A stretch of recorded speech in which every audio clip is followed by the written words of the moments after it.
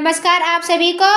आज से हम भारतीय राजनीतिक इंडियन पॉलिटिक्स से SSC, railway, Bihar, SSC, BPSC इत्यादि परीक्षा में पूछे गए प्रश्नों को हम एमसीक्यू के रूप में रिवीजन करते हैं तथा सभी सवालों का विस्तार पूर्वक वर्णन भी करते हैं। आज का वीडियो भारतीय राजनीति का 10वां वीडियो है, जिसमें हम भारतीय संविधान के महत्वपूर्ण प्रश्नों को एमसीक्यू के रूप में देखेंगे। अतः अब आज का वीडियो प्रारंभ करते हैं। क्वेश्चन नंबर 1, भारतीय संविधान का कौन सा अनुच्छेद 6 से 14 वर्ष के आयु वर्ग के सभी बच्चों के लिए निःशुल्क एवं अनिवार्य शिक्षा के अधिकार से संबंधित है? इसको ऑप्शन दिया गया। ऑप्शन नंबर ए, अनुच्छेद 74 बी, अनुच्छेद 21 ए सी, अनुच्छेद 101 डी, अनुच्छेद 31 ए। इसका सही उत्तर है ऑप्शन नंबर बी, अनुच्छेद 21 ए। भारतीय संविधान का अनुच्छेद 21 ए 6 से 14 वर्ष की आयु के सभी बच्चों के लिए निःशुल्क एवं अनिवार्य शिक्षा के अधिकार से संबंधित है। यह मौलिक अधिकार 2002 के 86वें संशोधन अधिनियम के माध्यम से जोड़ा गया था और शिक्षा का अधिकार अधिनियम 2009 के तहत इसे लागू किया गया है। क्वेश्चन नंबर 2, संविधान का निम्नलिखित में से कौन सा अनुच्छेद किसी व्यक्ति को अपने पसंद के वकील से परामर्श लेने का अधिकार देता है? इसका ऑप्शन दिया गया। ऑप्शन नंबर ए, अनुच्छेद 19 बी, अनुच्छेद 21 सी, अनुच्छेद 22 डी, अनुच्छेद 20। इसका सही उत्तर है ऑप्शन नंबर सी, अनुच्छेद 22। भारतीय संविधान का अनुच्छेद 22 किसी भी व्यक्ति को अपनी पसंद के वकील से परामर्श लेने का अधिकार देता है। यह अनुच्छेद गिरफ्तारी के बाद व्यक्ति को कानूनी सलाह और बचाव का अधिकार सुनिश्चित करता है और यह अधिकार मौलिक है।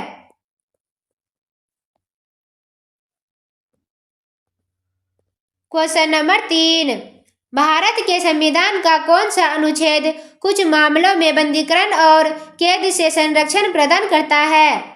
इसका ऑप्शन दिया गया। ऑप्शन नंबर ए, अनुच्छेद 25 बी, अनुच्छेद 22 सी, अनुच्छेद 23 डी, अनुच्छेद 20। इसका सही उत्तर है ऑप्शन नंबर बी, अनुच्छेद 22। भारतीय संविधान का अनुच्छेद 22 कुछ मामलों में बंदीकरण और कैद से संरक्षण प्रदान करता है। यह अनुच्छेद गिरफ्तारी किए गए व्यक्ति को कुछ अधिकार देता है, जैसे कि गिरफ्तारी का कारण बताना, वकील से सलाह लेने का अधिकार और 24 घंटे के भीतर मजिस्ट्रेट के सामने पेश किया जाना। क्वेश्चन नंबर 4, जुलाई 2020 तक भारत के नागरिक के लिए कितने मौलिक कर्तव्य है?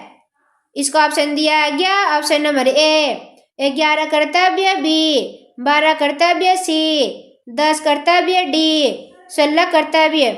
इसका सही उत्तर है ऑप्शन नंबर ए, 11 कर्तव्य।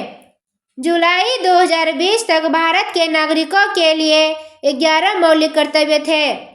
मूल रूप से 10 मौलिक कर्तव्य थे, जिन्हें 1976 में 42वें संशोधन अधिनियम के बाद एक और कर्तव्य जोड़ा गया, जिससे कुल संख्या 11 हो गए। क्वेश्चन नंबर 5, भारतीय संविधान के किस अनुच्छेद में मानवों की तस्करी और जबरन श्रम पर रोक है? इसका ऑप्शन दिया गया। ऑप्शन नंबर ए, अनुच्छेद 25 बी, अनुच्छेद 23 सी, अनुच्छेद 13 डी, अनुच्छेद 5। इसका सही उत्तर है ऑप्शन नंबर बी, अनुच्छेद 23। भारतीय संविधान का अनुच्छेद 23 मानवों की तस्करी और जबरन श्रम पर रोक लगाता है। यह अनुच्छेद शोषण के विरुद्ध अधिकार का हिस्सा है और कहता है कि मानव तस्करी, भिखारी और अन्य प्रकार के जबरन श्रम पर प्रतिबंध है, जिसका उल्लंघन करने पर कानून के अनुसार दंडनीय अपराध होगा। क्वेश्चन नंबर 6, भारत के संविधान का कौन सा अनुच्छेद मौलिक अधिकार के अंतर्गत बच्चों के शोषण से संबंधित है? इसको ऑप्शन दिया गया। ऑप्शन नंबर ए, अनुच्छेद 17 बी, अनुच्छेद 19 सी, अनुच्छेद 23 डी, अनुच्छेद 24। इसका सही उत्तर है ऑप्शन नंबर डी, अनुच्छेद 24। भारत की संविधान का अनुच्छेद 24 मौलिक अधिकारों के अंतर्गत बच्चों के शोषण से संबंधित है।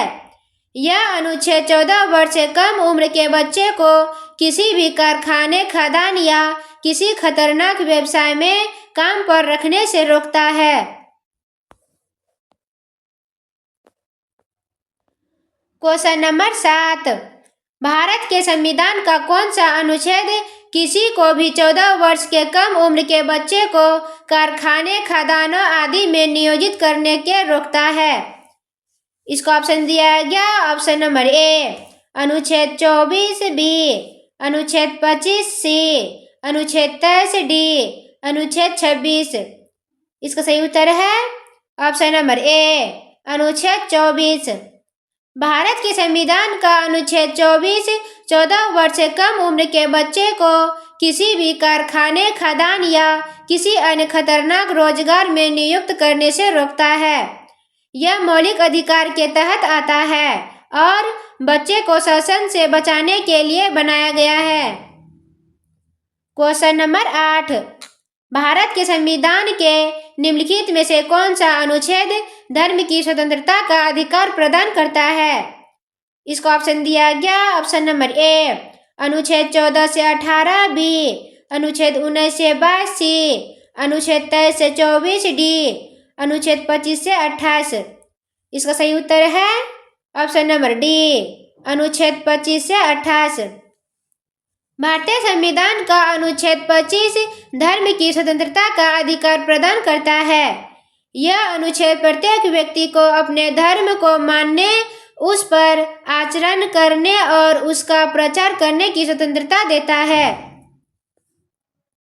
क्वेश्चन नंबर 19, भारतीय संविधान के किस अनुच्छेद में अल्पसंख्यकों के हितों के संरक्षण की व्यवस्था है?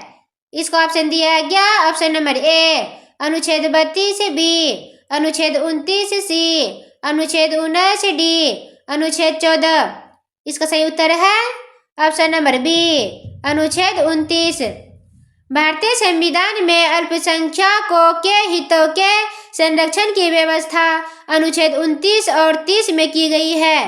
अनुच्छेद 29 नागरिकों के किसी भी वर्ग को अपनी अलग भाषा, लिपि या संस्कृति को संरक्षित करने का अधिकार देता है और किसी भी नागरिक को केवल धर्म, मूल, वंश, जाति या भाषा के आधार पर राज्य द्वारा संचालित किसी भी शैक्षणिक संस्था में प्रवेश से वंचित नहीं किया जा सकता है। क्वेश्चन नंबर 10, कौन से अनुच्छेद के अंतर्गत भारत का सर्वोच्च न्यायालय नागरिकों के मौलिक अधिकारों की रक्षा करता है?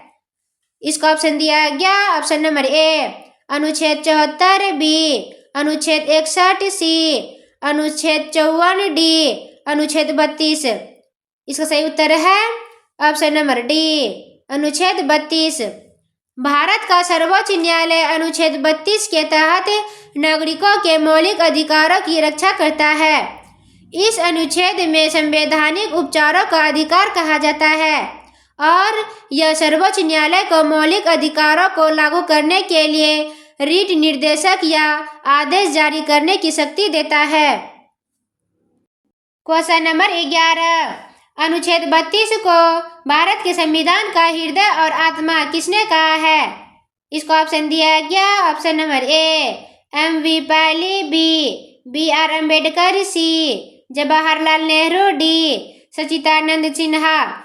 इसका सही उत्तर है option number B B.R. Ambedkar. अनुच्छेद 32 को डॉक्टर B.R. अम्बेडकर ने भारत के संविधान का हृदय और आत्मा कहा है। उन्होंने इसे संवैधानिक उपचारों का अधिकार कहा क्योंकि यह नागरिक को मौलिक अधिकारों के उल्लंघन होने पर सर्वोच्च न्यायालय में जाने का अधिकार देता है। क्वेश्चन नंबर 12, निम्नलिखित में से किस अनुच्छेद में यह उल्लेख किया गया है कि निर्देशक सिद्धांत न्यायसंगत नहीं है?